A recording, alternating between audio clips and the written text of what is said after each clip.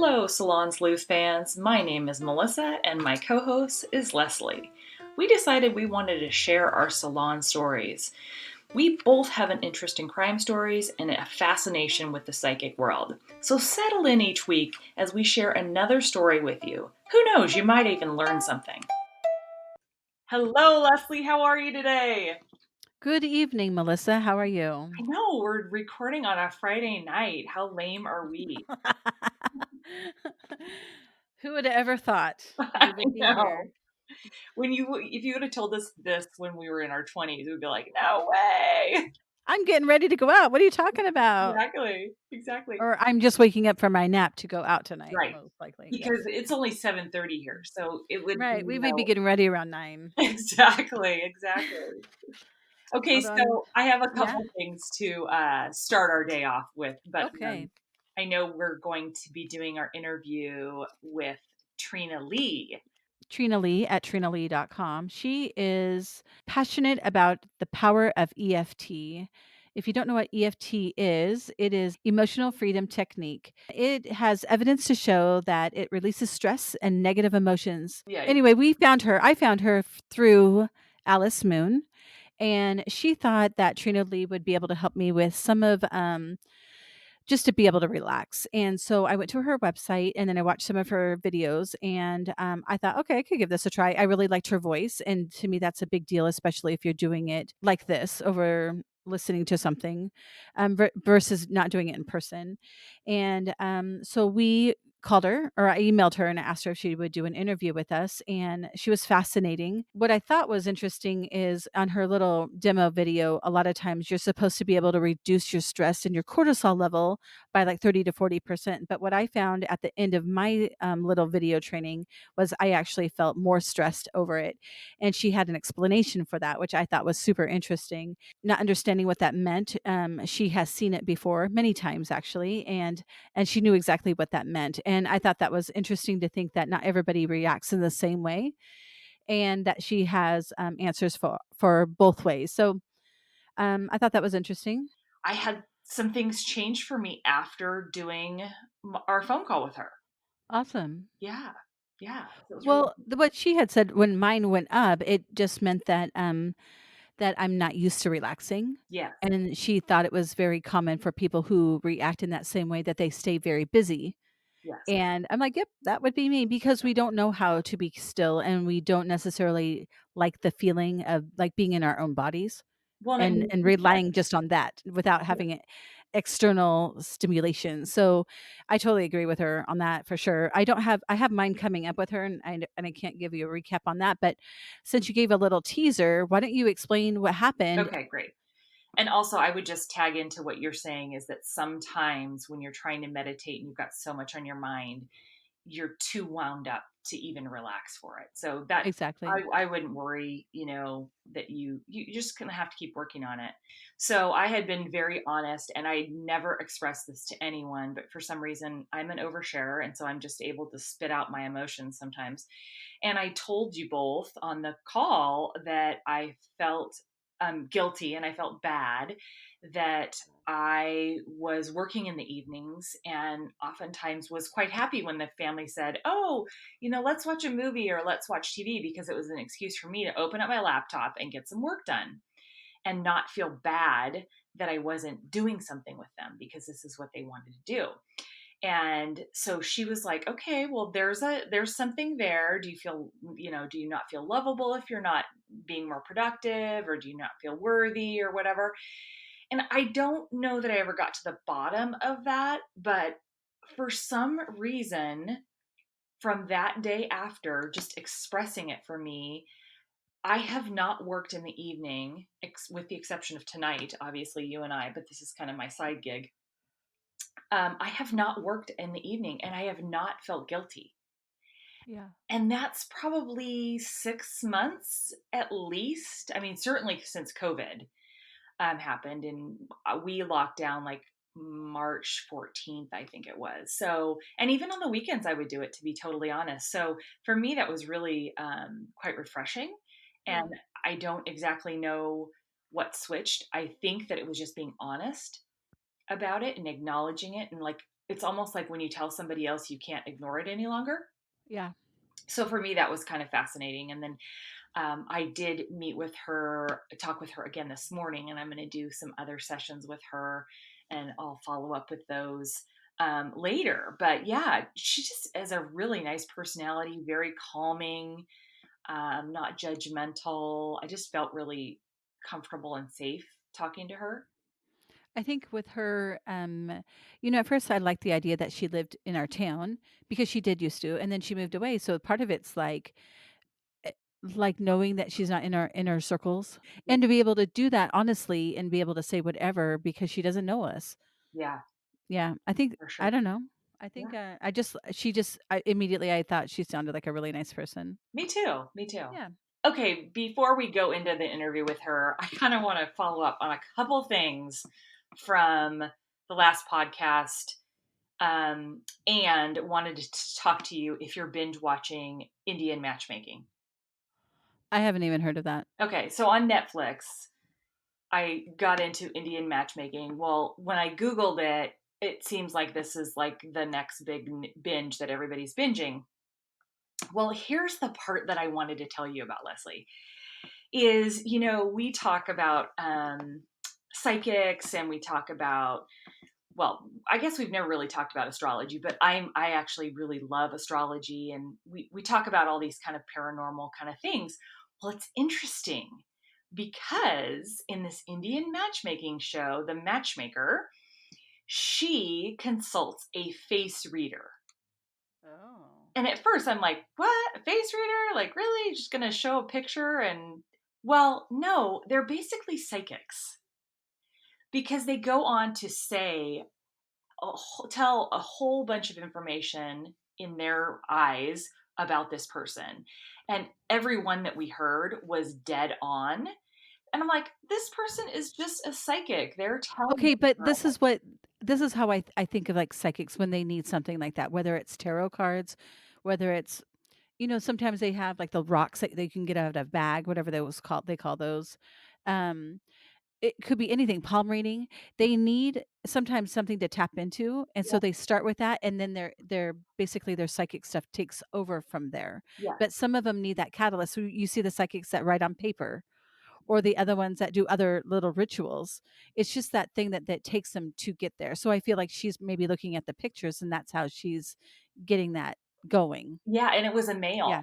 And I thought it Yeah. was interesting that they called them face readers, probably because I would imagine that psychic sounds too Scary. threatening to them, Yeah. or Yeah. maybe religious reasons or whatever.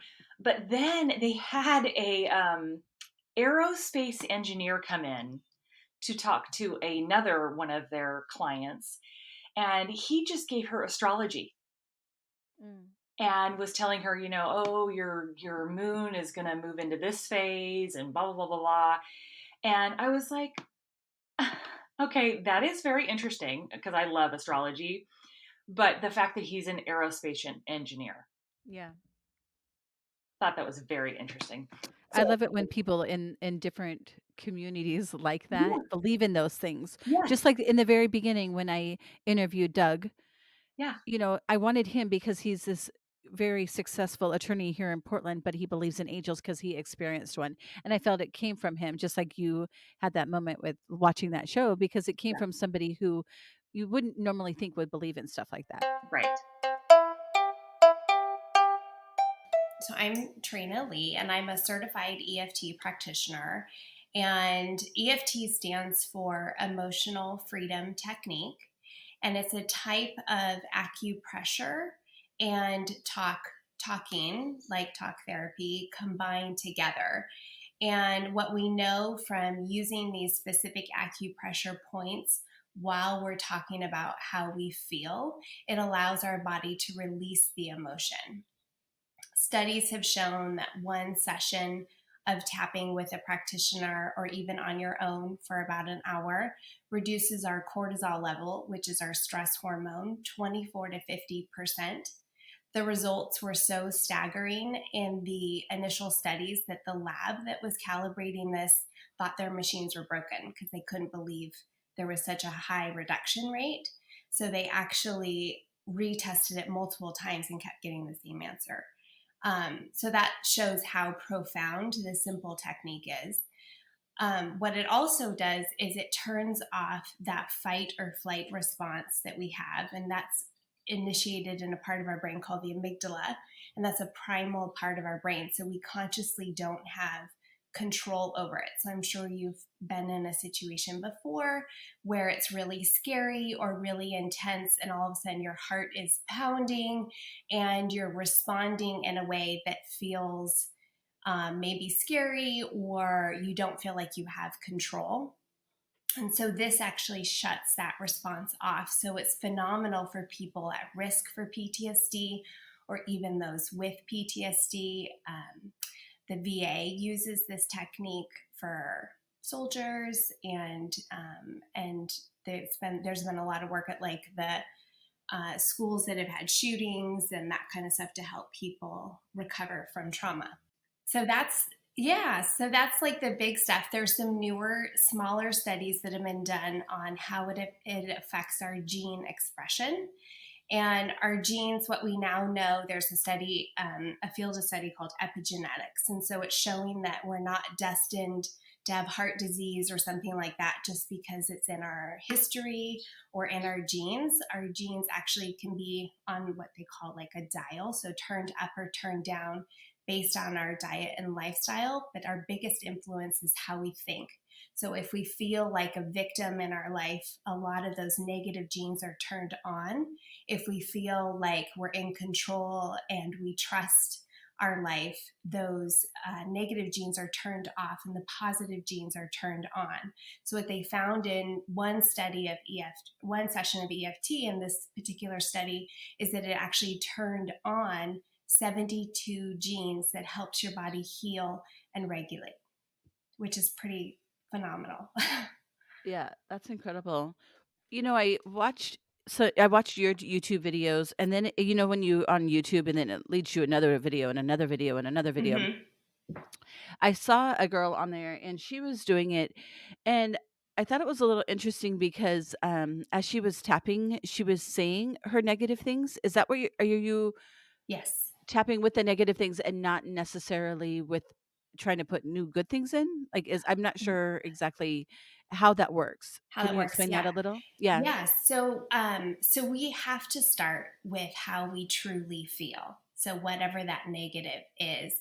And I like to think of it as the same as doing spring cleaning. So if, we're deciding like, okay, our house is dirty and it needs to be cleaned and organized, you can't go in and do any of that without first recognizing the dirt, the debris, the mess that there is, and seeing that and dealing with that first, right? So it's the Right. same with our emotional state. It's not going to benefit anyone just to jump into what we call happy tapping, because you're not actually dealing with the issue that's there. So first we like to clean house. So deal with exactly how we're feeling, those deep, dark, negative emotions that most of us don't even like to admit to ourselves how we're really feeling, dealing with those first. And the beauty of tapping, one of the things I love most about it is that it's gentle. So even though we might have some really big, scary, overwhelming feelings, while we're tapping, it's calming our nervous system, lowering that cortisol. So our body is in a state of relaxation while those big emotions are coming up, so they no longer feel so big and overwhelming. And we're essentially sending a message to our brain that we're safe even with these big emotions that didn't feel safe before. So it allows our body to truly release them. And then often what happens naturally is we gain a new perspective, a new healthy perspective that then leads us naturally to positive emotions. And then we use tapping to help solidify those positive emotions. While you're doing this, sometimes your clients might not necessarily know what all the issues are. Is that correct? That's usually the case. I Yeah. often have clients come in and they say, you know, like a real common one is frustration with weight loss. right? So they come Mhm. in and they're like, I've done all the diets, I have tried everything, and I might have some initial success. And then I can never stick with it. And I don't know why. It's like I'm hitting an invisible wall.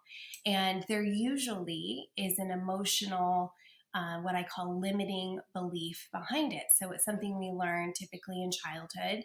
And it's keeping us from recognizing that we're worthy of having a healthy body, or it could be that being slim and fit gets you too much attention and that's not safe.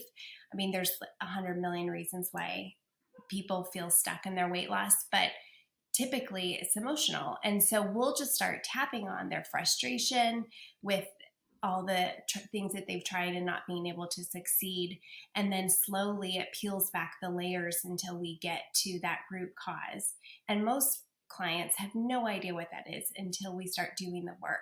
And the reason why we're able to get to it is, again, we're calming that nervous system. We're sending the message to our brain that we're safe even with these big emotions. And so it allows us to get to that root cause, become aware of it, work through it, release it, and gain a new perspective and a new belief that serves us.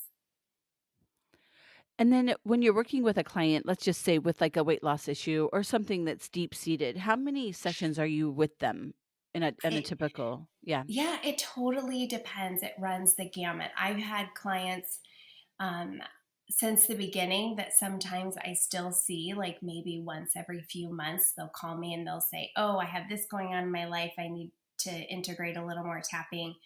Um, I have other people who come to me that have specific trauma, and we work through that trauma. Say it's 3 sessions or 5 sessions or 10 sessions, and then I never see them again. They did the work they needed to do. They're happy, they're having successful lives, and they're moving on. And it's really personal. Like, I'll tell you about me. So, me personally, I was introduced to this about 10 years ago, and I still tap with myself every day, or I even have a practitioner that I work with, and I work with that practitioner when it's something big and I can't seem to get through it. Now, I probably talk to her like once or twice a year, because life is messy and there's stuff coming up all the time. But it just depends on what you're coming in for. Typically, say 5 to 10 sessions for somebody, but it really depends on why you're coming in, what the root cause is, and then how you want to proceed.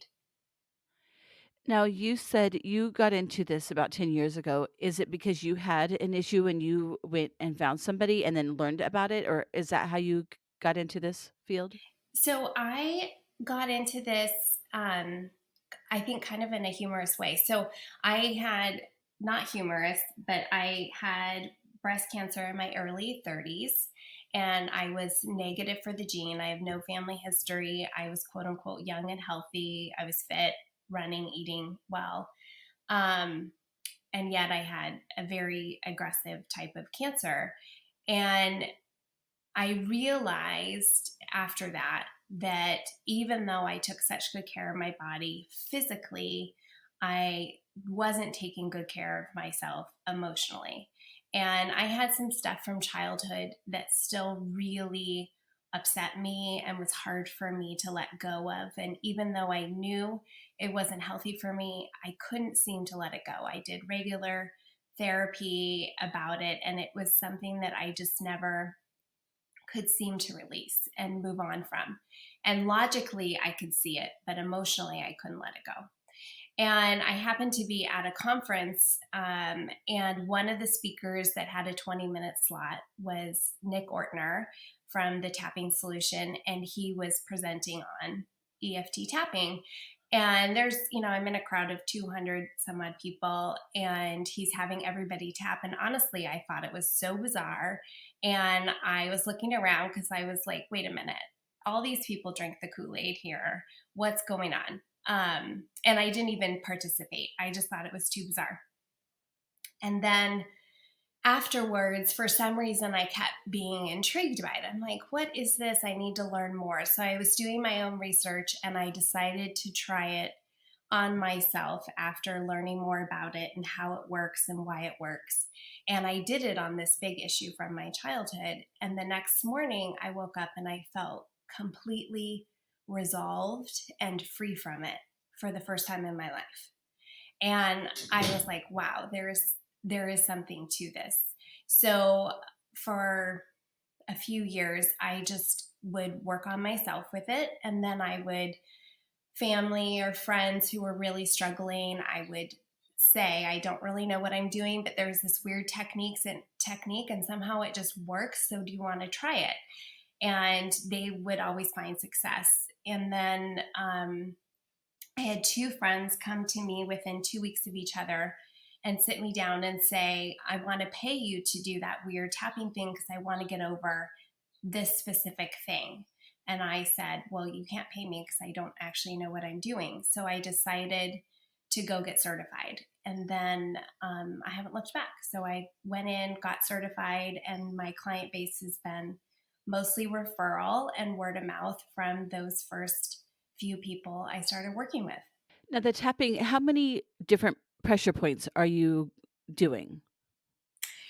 It depends. Typically, we do a sequence where there's a spot on the side of the hand that we use, the eyebrow, the side of the eye, under the nose, chin, collarbone, under the arm, and the top of the head. And that's our most basic points that we use. Every once in a while, depending on what's going on in a session, if it's something really stuck, there's some other points that I throw in and other techniques. But for the most part, it's just on those areas that I just explained. Now those areas, why are those specific areas so important when it comes to this? Like, and do you have to do it in the same sequence? Can you explain a little bit how that works? Yeah. So, one thing I love about EFT is that it's really forgiving.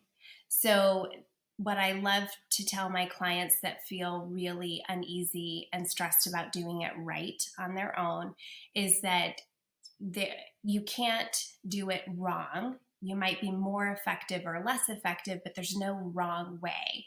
So, the sequence usually is we run down the body and then back up to the top of the head.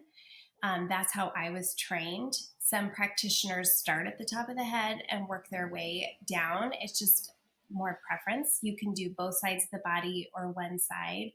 Again, it's very forgiving. And the reason why we use these specific points that I called out is because these are linked to how our body holds emotion. So, if we're nervous, we usually feel butterflies in our stomach. If we're scared, we feel a tightening in our chest. And so what was done when EFT was discovered is using these specific points is where our body is holding our emotions. And so we go through all the points while we're talking about whatever it is that we're working on to make sure we get wherever it is in your body. Trina, this is Melissa, but, I feel like I've had some of these by other people through the years.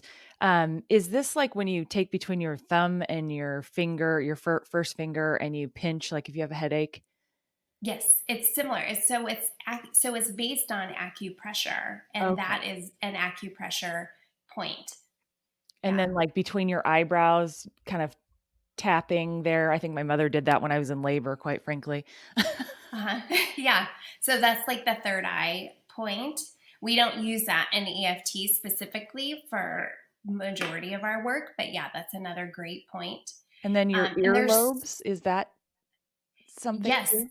Okay. that we don't specifically use that, but that's another point that is actually if you rub your earlobe in the morning, it helps you wake up. So often when my kids are really sleepy, like before school, I'll go in and give their earlobes a little rub, and that helps them wake up.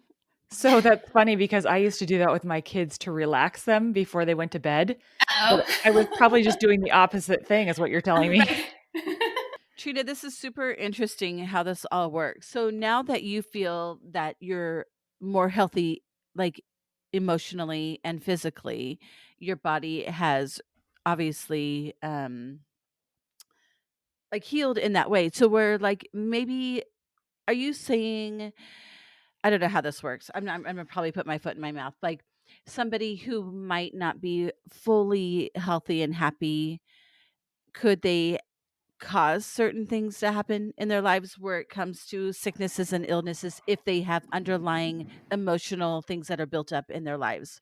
Does that make sense? Yeah, it totally does. So, what we know from so many studies being done on stress is that more than 90% of doctors' visits, the root cause is stress, Yes, I which is agree. huge, Yeah. right? So, the other thing that we know is that a lot of illnesses are induced by stress. So, like I was mentioning earlier with epigenetics, so with our gene expression, is that you might be more likely to have heart disease, but it's your stress that's going to determine, and your lifestyle, right? If that gene turns on or off. So, the more healthy we can be in managing our stress, the more likely our body is to be healthy. And That's I great. don't claim to heal anybody, like Yeah. I'm not a health practitioner. I'm an EFT practitioner and that's my focus, but there is study after study after study that shows the link between stress and the health of our body. If okay, so let's just say we're going to go back to when you had your childhood things and they were still eating at you. You still remember those, you just don't feel it anymore. Is that kind of what happens? Yeah, I love that you asked this question because I think that this is so important to talk about. And I'm actually going to use um, a client that I did one of my case studies on for my certification. So I had a client who whose child had cancer a few years prior to the time that I was working with her, and it was something where day to day her child was fine, had recovered, and had a really good prognosis. But in day to day, she felt like she was fine. But then if she met somebody new or somehow it came up, she often found herself overwhelmed with emotion and crying. And she just is like, I don't like feeling that way. It's like all the trauma comes back up and she has no control over it. But she was worried to work on it because she didn't want to be complacent about the fact that her child had cancer or forget it or feel like she wasn't, just felt like it was erasing it, right? Right. So the explanation for her then and then her experience was, we're not erasing our history. We're not becoming to where we don't remember it. What we're doing is we're able to not be emotionally charged from it anymore. So we can say, yes, my son had cancer and it was awful, but he's healthy now and we're celebrating life together, and not be re traumatized each time it comes up. So really it also could the way I'm seeing it is you decide you're not going to be a victim of whatever it is, whether it's a child, you have a child with an illness or you have something traumatic in your history and your upbringing or whatever, you choose to not be a victim and be tied to that thing anymore. It doesn't need to define you. It can just be something that happened to you and you move on from that. Is that kind of accurate? That's exactly it. Yeah. That's exactly it. And I do see, Trina, where the tie is, and I see this quite often, where people really live in that victim state.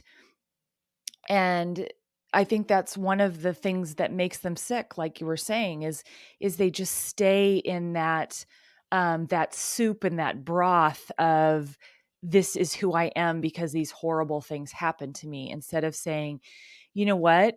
I'm actually strong and I've overcome those things. And yeah, they still hurt or there's still some sting to them. but I choose to move on from them, and that doesn't define me. But I Right. think you're right. Sometimes we don't know if something is still causing a little PTSD or still emotionally charged. Right. And the thing with what you were saying is like being the victim of it and then in the soup of whatever that situation was, and you can't let it go.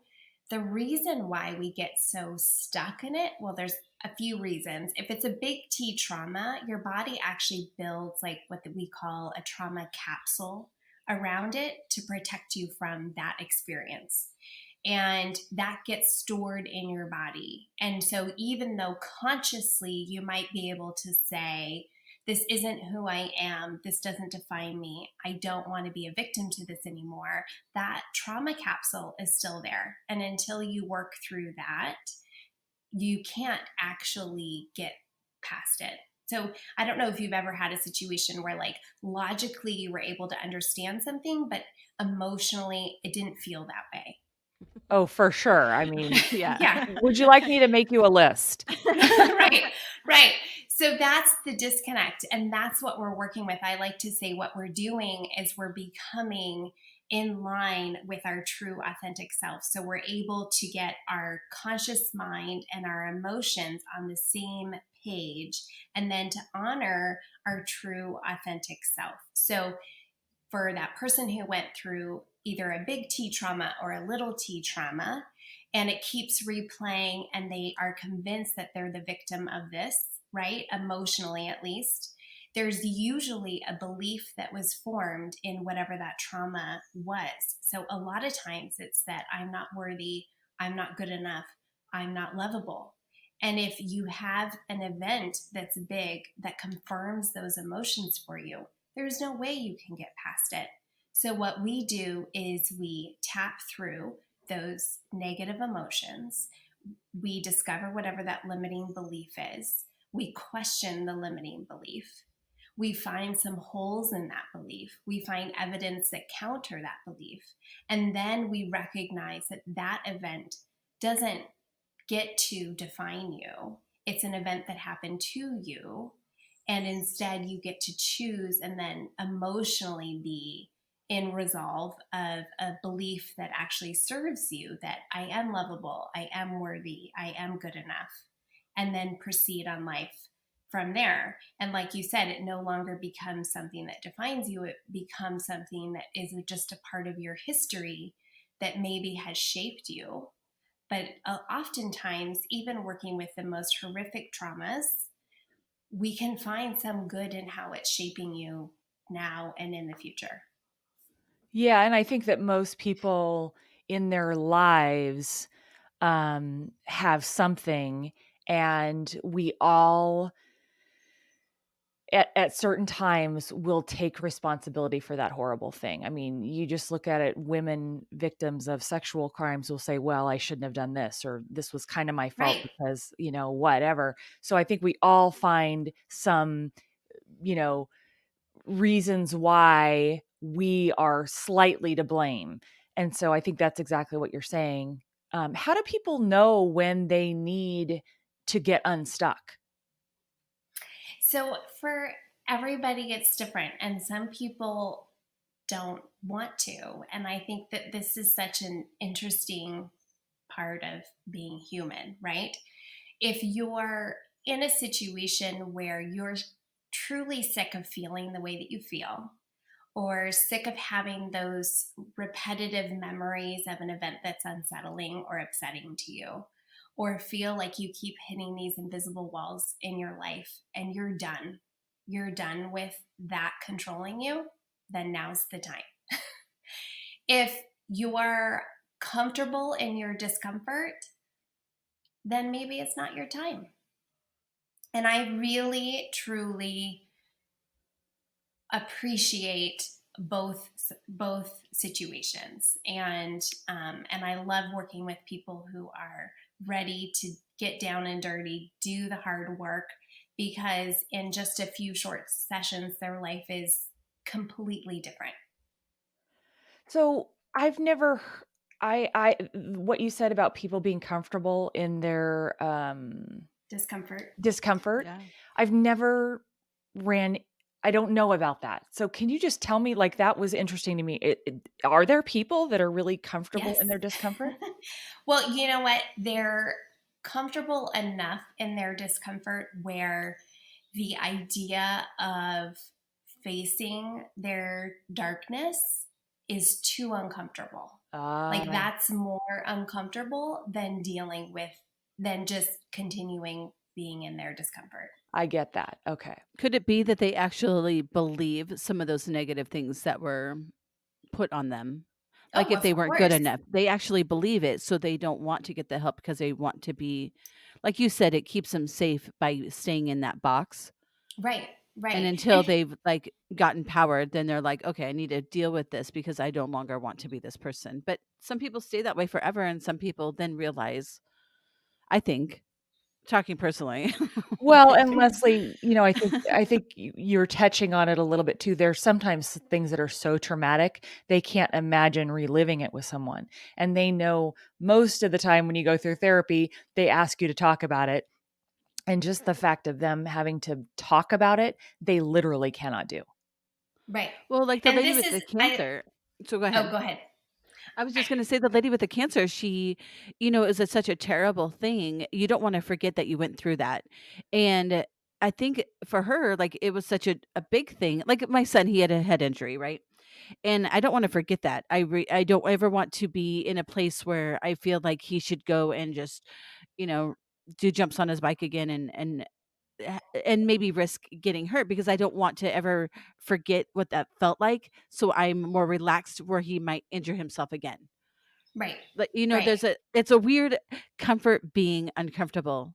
It's I mean, I might be just crazy, but No, no. yeah, So this is often what it's actually called psychological reversal. So it's a situation where that um, trauma, like holding on to it, you've developed a belief that it's actually going to keep you safe, or in your situation, it's going to keep your son safe, right? yeah, yeah, And sometimes that like there's a level that can be true, so you being more cautious with him could be really helpful, right?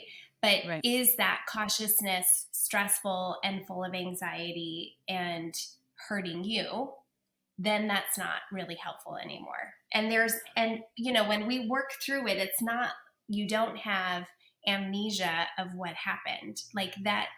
what happened I guess this is a good way. A lot of my clients explain to it this way to me, and this is how I felt with some of my stuff too.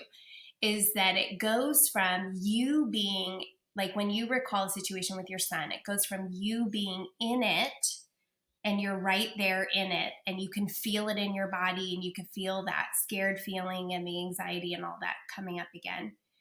So that's before we work on it. After we work on it, now you can watch it like you're watching a movie. So you're no longer in it. You're still seeing it happen, but you don't feel it inside your body. Right. Yeah, that makes sense to me. I think, Leslie, we had a similar situation with our son.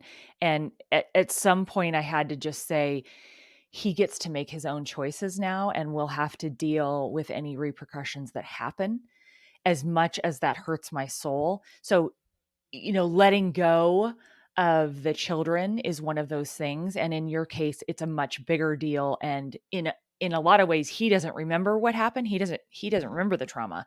Right. You are the one who absorbed all the trauma. And so But then getting again, I'm keeping him from his life. Like, maybe he won't have the same things that happened to him in the past. Like, I feel like because I remember it in the thick and he doesn't. I feel like I may not let him do certain things that he should be able to do because I've lived through it, right? yeah, because But I'm you're not saying but what if we don't know what will happen if he gets another one, right? So I'm just like, I try to keep him in this bubble, but that bubble may not actually exist. Like, what I'm saying is, like, he might not have the same reactions. So, what am I keeping him from having a more complete life because of something that I dealt with? yes. Right. And I think the bigger question too is like, how are you holding on to that now? Well, I gained like Like, 40 pounds. That probably. Yeah. That's part of it. Like, I bet that's a lot of more reasons why I gained weight, but So besides Trina, how yeah. many time sessions can we do? Gosh, and that's not even my big issue that I have to deal with, but that was one big one that was more recent that I had to do with him. So, I Yeah. understand not feeling it anymore, and, yeah, I mean, I And totally it get what doesn't, you're it's saying. I not going to believe in take everything. away your cautiousness. So I think that this is like really important too to recognize is like, it's not going to make you carefree about what he's doing and you're like, go ride your bike without a helmet, right? It's not Right. going to do that. It's going to allow you to actually have better perspective, to make better choices on how we should be cautious, have more open and honest conversations with him that are not emotional, and it's probably going to serve you so much more than it would coming from a scared and anxious place every time he goes and does something that's physical. Yeah. Yeah. Yeah, I think you tapped on something there, Les. Gosh, and I thought I had that other issue, with the ex-friends. I could have you Well, busy for a long time there, yes. Christina. And here's the thing, Leslie and Melissa, and everybody listening, is that what I say is that nobody's immune to this kind of work. So because we're alive and we're human is means that we're going to have emotional stuff that isn't right, that's not serving us, that's not in alignment with who we truly are, that's holding us back. And so nobody is immune to this kind of work. Not everybody actually wants to jump in and do this kind of work, but nobody's immune to it. Everybody could use it. I Right. totally agree with you, and speaking from years of therapy and knowing that I could use a therapist every single week, kinda like a massage. I feel like everyone deserves a massage every week and everyone deserves a Yeah. therapist. Right, right. You And one of the beautiful things about this technique, and a huge part of my practice, is I teach my clients how to use this on their own so that they don't feel dependent upon me or any other practitioner. So, what I like to say is that in our sessions, we do the deep dives. So, we do the work that's really hard to do by yourself without having outside perspective, but then I teach them, enable them, help them feel confident to use this technique on their own so that they can deal with the roller coaster of life as it's happening, so that you don't have to have these big emotional swings or lots of fear and anxiety and stress. Mhm. Yeah. Yeah, super helpful. I think everybody can do this. I think everybody needs to do something like this, which it doesn't seem like the thought of going to a therapist and sitting on a couch and like telling them all my deep dark issues this doesn't seem as scary to me. I Yeah. mean, might get to that, right? Like we might have to get into some of that stuff, but I Well, think so this was a point I wanted to make earlier. And this is so important. And this is another thing I love about this technique is that, say you have something that you don't want to share. Like, I worked with a friend of mine and she had a really big, deep, dark secret that she didn't want to tell me yet, but she wanted to work through it because it was something that every day she woke up with and it was super negative. So I am able to guide you through working through something like that without you actually telling me the situation. So you never have to voice the events. All you have to tell me is how you're feeling as you're recalling those events in your mind. And then all I need to know is how it makes you feel. And that's all I'm working with ever. So if there's, a lot of times with clients, if it is a big T trauma or something really big and there's resistance to it, we don't ever even talk about it. We just talk about how it makes you feel, the emotion that's going on.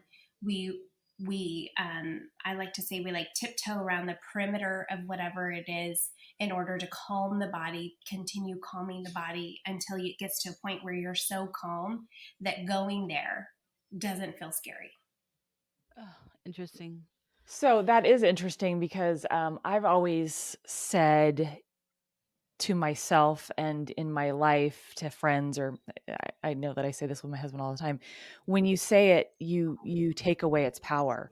So by telling people, "Hey, this happened to me," you are actually giving it less power when you can talk about it. When you keep it a deep, dark secret and don't want people to know, that's when you're actually feeding it. It's like a mushroom in the dark, you're Right. feeding the beast. Right. So interesting, interesting. But think about it. It's not the event that's the deep dark mushroom. It's what it's saying about you. How you feel about it. Yeah. Yes, that's the part that is festering and rotting inside of you. It's not the actual event. It's the story. Our mind needs a narrative. Always. We create narratives about everything, and it's always about us, right? That's how our ego works. And so if you go through something negative, it creates shame, right? Why Yeah. is there shame? Because you've created a narrative that it means something about you that's negative. It says, I'm not lovable, I'm not worthy. I can't tell you, every single person that I've ever worked with, and I think it's across the board, has some issue of I'm not good enough, I'm not worthy, I'm not lovable. There's something there with it's like part of the human condition. Yeah. And so what happens is we have all these events in our life that either confirm it or don't confirm it. But the way that our brain is hardwired is we only look for confirmation of what we believe. So Right. we only notice what confirms it. And so if we happen to go through something really big and traumatic, that just confirms those deepest, darkest secrets, right? That we have about ourselves, that we're not good enough, we're not lovable, we're not worthy. So it's not telling the event to somebody that's going to change that. It's really recognizing and working through the emotional aspect and the belief that is behind it, that narrative, working through the narrative.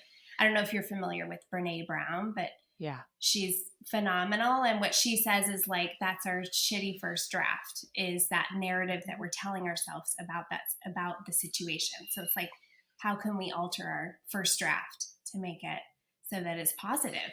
Yeah. Wow. Well, now you're making me want to know what I need to work on. Because I like working on things. I actually do.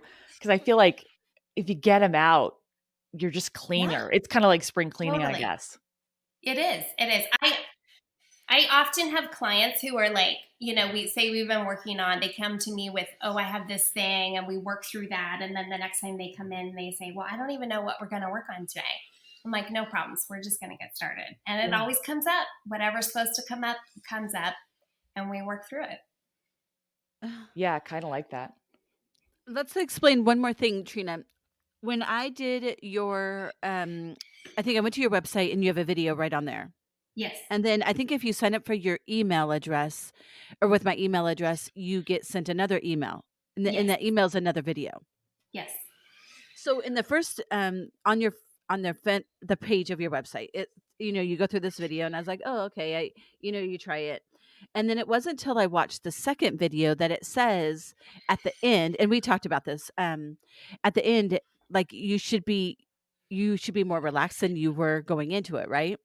Right. But you did say it on, I think the second video was if your levels are higher, than to do it again. So explain to our listeners and to Melissa, because I felt that like instead of being more relaxed, I actually felt more anxious after that Right. first one. And why was that? Okay. So I love that you're asking this question, because I think that this is something that if somebody just tries it once and then they feel more anxious, they're going to close the door, right? Yeah. And all that's telling me is that you work really hard to keep your anxiety down and to suppress it.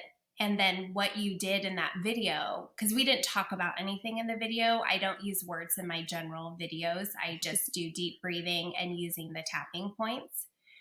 And it relaxed your body so that anxiety had the freedom to come up. And so that's why you felt more anxious. And that's a phenomenal time to recognize, wow, I have more anxiety than I thought I did, or I have more stress than I thought I did, or I have more sadness than I thought I did, whatever is coming up. and then to repeat the video and do it again, because all it's telling you is that it's ready. It's ready to come out. And is that because I'm not used to being relaxed, or, like, why would I have that response? You know what I mean? So, Like, yeah. yeah, did it surprise you that that was your response? Yes, and it especially did because you didn't mention that in the first video, and I was like, "What the heck's going on here?" Like, I actually don't Mhm. feel, but I didn't give up on you. Like, I knew that you have something here, and because I knew a little bit about it before I met you, and then when I met Alice Moon, and I was like, "Okay, I'm gonna really figure this out." And so I didn't give up.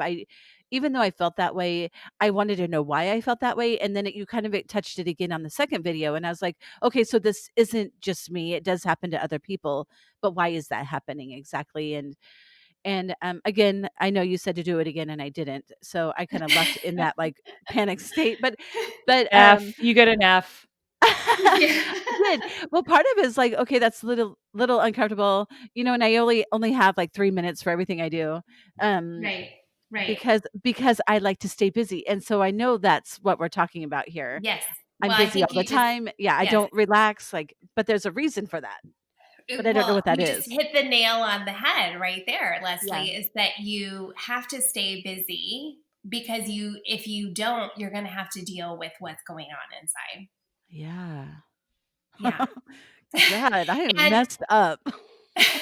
no, you're not. It's actually so common. I mean, this is what we all do. This is why busy has become like the hit word for everybody, is because it's so much easier to be busy than to be still with ourselves. I mean, that's why meditation is so unapproachable for most people, is because they actually have to sit still and listen to all these thoughts that come up in their head. And that sounds terrible, right? Um, so it actually, all it says to me is that your body wants to get rid of this. And so, again, the reason why this works so well is because it's a somatic therapy. So, we're using techniques that are on the body. Because what we know now is that all this stuff, all this negative emotion, that anxiety, that stress, the overwhelm, the sadness is stored in the body. So just talking about it in our conscious mind is not going to actually resolve it or release it. And so we need a somatic therapy that incorporates the body, that calms the body while we're talking about it, in order to truly release it and let it go. And what you will find, Leslie, is that if you decide to do some work using this therapy, is that it's not as overwhelming as you think, because we work so well keeping your body calm, that while this stuff comes up, you're not flooded by it. We're able to manage it, and there's ways for us to, like, if we go in too quick, we can back off and calm, and then slowly go back in when you're ready. And never is there forcing. It's totally in honor of what feels right to you the whole time. So if you're not ready, we don't go there. Yeah, I think I'm ready. I I Let's do think it. I think, Trina, you can't take any vacation from now until Well, Trina, while we're sitting here, I just booked an appointment because Oh, I'm gonna awesome. start this and get it going. Tuesdays are good for me, so it's a little bit out, but at least I have it on my calendar, which is now on your calendar. And to book that appointment, I went to trinalee.com, and then I just followed the links to book the appointment. I actually like your site. It's really easy, and everything Oh, is good. really nicely done. It's really easy Thank to you. manage. So, So, Trina, are you doing virtual appointments right now? Yes, so I'm only doing virtual appointments. I do video calls, so I use Zoom, and I've always done, since the beginning of my um, practice, I've always incorporated online sessions because they're just as effective. And since my client base has always been referral and word of mouth, I've had people all over the country, and even in Canada and London and all over. Um, so it's just as effective. You get to do it from the privacy of your own home. I just ask that you're in a space where you're not going to be interrupted. And um, and then again, it's set up like monkey see, monkey do. So you don't have to memorize anything or worry about where the spots are. I'm doing it with you, and you just copy me. And it's a very casual conversation that we start with some deep breathing and tapping and following along. And sometimes I have you repeat after me once we know where we're going, and sometimes we're just in a conversation. If you don't mind, I want to plug. I also have a series of meditations, and the website is radiantmeditation.com. And I have a few of them free on Insight Timer, and I have phenomenal reviews, thousands of plays. And what I do in those meditations is I hope that this is like that.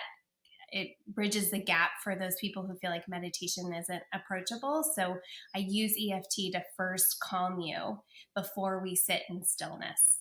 And the stillness is a short amount of time. Yeah. So our body is talking to us all the time. And when we're not in alignment with our true self and honoring our truth, our body's going to speak up, and it's going to be gut issues or a tightness in our neck or chest, heaviness in our chest, or whatever that is, right? And I like to say it's a message from our body reminding us to be in our truth. And it's time to speak up and to figure out what that is. A lot of people with mysterious chronic pain, EFT is phenomenal for them because it's usually tied to emotion.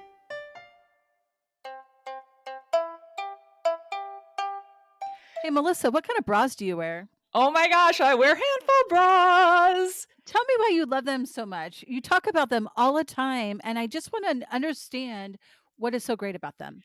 Well, I love them because they're comfortable. They are not constricting, so I can still like breathe and move around. And I like to do yoga too, and I like to stretch. And I do not like a bra that is just like sucking me in so that I'm so flat and can't breathe. I love the patterns. I love the different styles. Right now, they have this really cute, like teal color, and they've done a couple patterns in it too. And they have this wavy one, which I can't even remember the name because they have absolutely adorable names for these things. But they have the adjustable bra, which is their classic. They have the closer bra, which is great for people like you that have a little more than a handful. It's got the two little hooks and then it zips up. And my favorite pattern right now is the ripple effect is what it's called. And then I love the double down, which is a really cute new style that they have. And I love their leggings because I think they made them for me because they're so long. And they have a cute camo legging that I wear all the time. I have those too. Brandy gave me a pair. Oh my gosh, I I do love them. have to say, I have a bunch of handful bras. I could not find them, and I found them in my daughter's room. She wears them all the time, and they are so cute. She almost could wear them as swimsuits. In fact, I think she does. Like she'll Yep. sunbathe in them because they are so cute. And I love when she wears like her tank tops, but you can see the bra strap kind of through it because they have the really cool crisscross and different designs. You can adjust them however you want, and I just think they're very flattering. Yeah. And you got your first one. How's your first one? I love it. No, I had them in the past, and then, for me, I needed a little bit more, and then they came out with this new one with the extra zip in it, and it really makes a big difference, and I love that it actually gives you 2, not just 1, and that's always been a problem in the past. You just get this, like, 1 mono boob. I actually still have 2 when I wear this new design that you had given me, so thank you, Melissa. You're so welcome. Well, we do still have a handful code, as I recall. We still do? I think so. If not, we'll get it That's like updated. 20% off. Why aren't people buying these off the shelf? I don't know. I don't know. They should What be. is that code? Melissa, tell That me. that code is Salon Sleuths. Gosh, you're putting me on the spot now, I Leslie. think it's just Salon Sleuths. If you go Yeah. to the coupon code, it's just Salon Sleuths, Yeah. yeah, But you have to spell sleuths right. yes. And I'm part of this podcast, and I spelled it wrong when I made your first tank top. It did not I was thought that was so stupid of me, but how do you spell it, Melissa? You spell it SALONSLEUTHS. Go to handful.com, check them out. You'll be a fan for life.